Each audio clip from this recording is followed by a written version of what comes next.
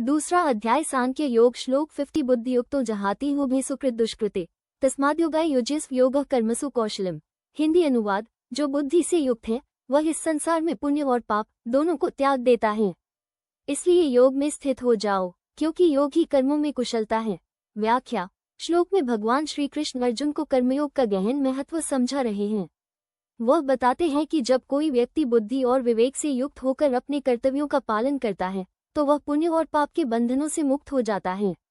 साधारण कर्म करने वाले लोग अच्छे और बुरे परिणामों के जाल में फंस जाते हैं, जिससे उनके जीवन में अस्थिरता और अशांति बनी रहती है।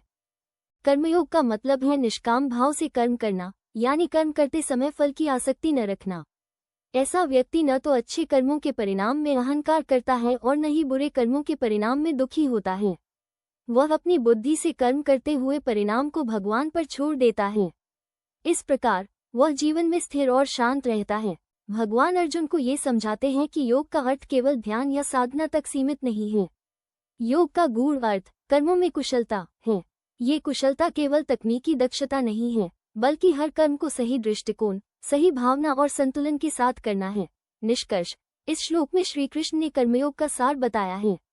जो व्यक्ति बुद्धि से युक्त होकर अपने कार्य करता है वह न केवल फल की आसक्ति से मुक्त होता है, बल्कि जीवन के प्रति उसकी दृष्टि और कर्म करने की कुशलता में भी सुधार होता है।